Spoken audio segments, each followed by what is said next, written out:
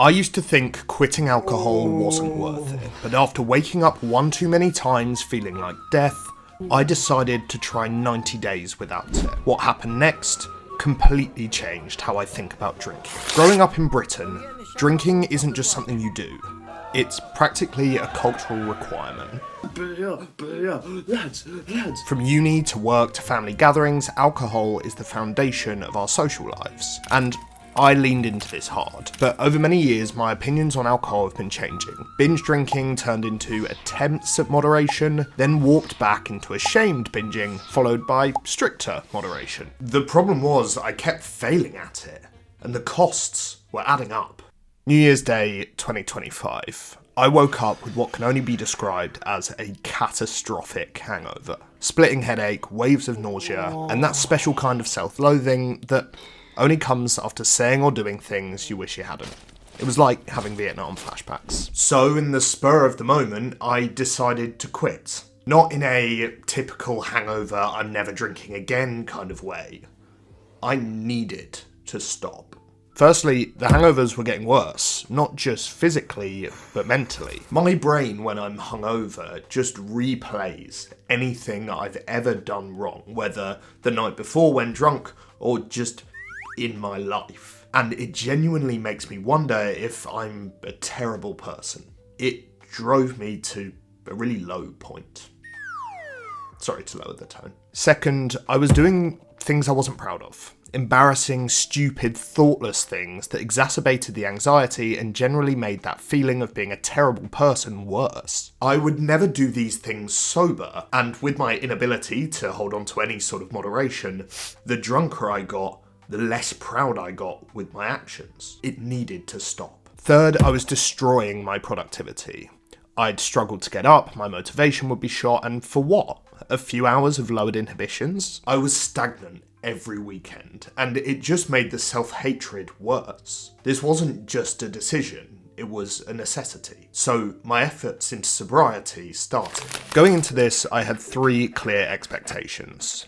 Better sleep and physical health, improved self-esteem and less anxiety, and a productivity boost and consistent progress on my goals. But as I went through the experience, different challenges started to pop up.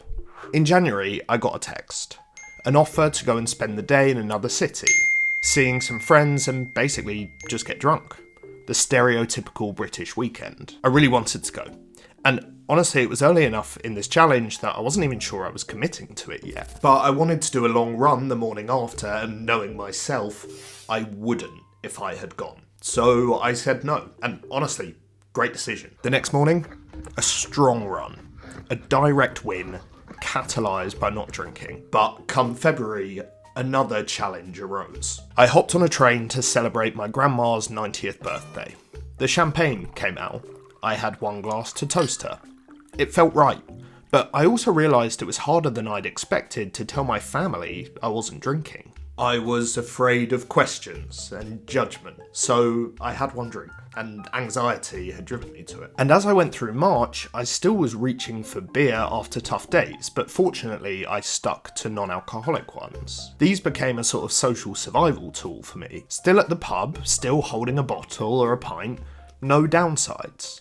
I even went away with friends using these as my way through what would normally have been a really heavy drinking weekend. The thing was, I did feel like I was bringing them down a bit. They couldn't go out on the lash because I wasn't drinking, and so I didn't feel entirely comfortable in myself. This last 90 days taught me a lot, and I'm going to tell you exactly what you need to expect when you give it a go.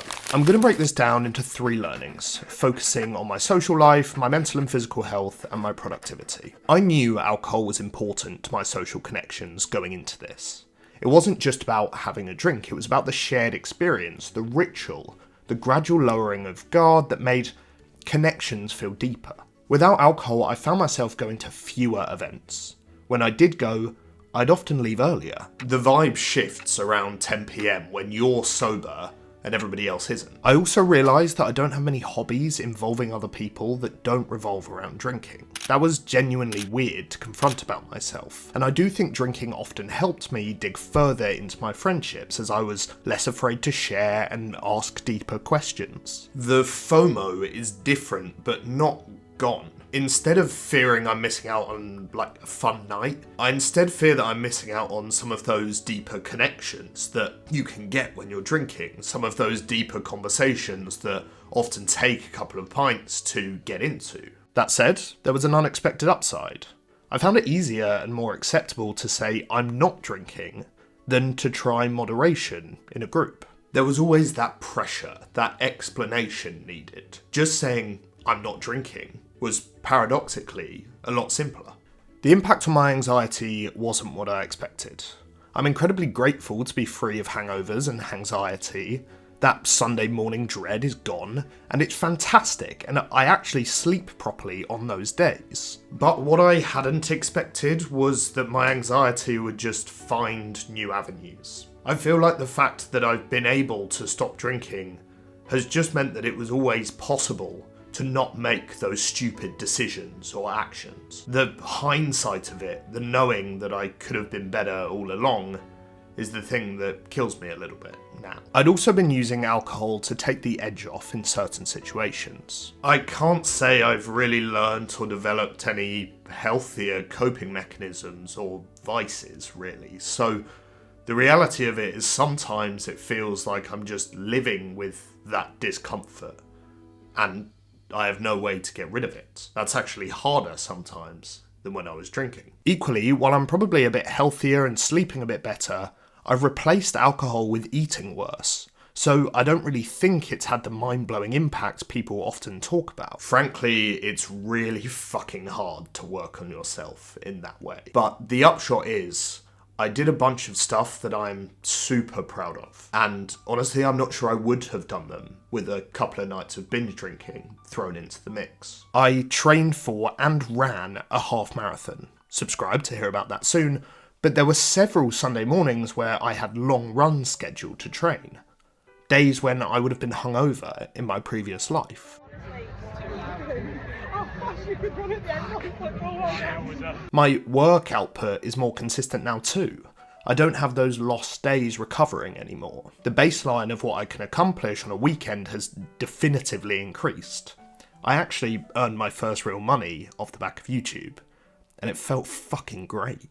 The positives have outweighed the negatives. I'm gonna keep going with this, but I don't want you to think that it's just gonna solve all your life problems immediately. It's taken significantly more discipline than I imagined to do this, and it didn't at all follow the I feel fucking amazing narrative that every celebrity seems to talk about on whatever podcast. But give it a go, and let me know your own thoughts in the comments.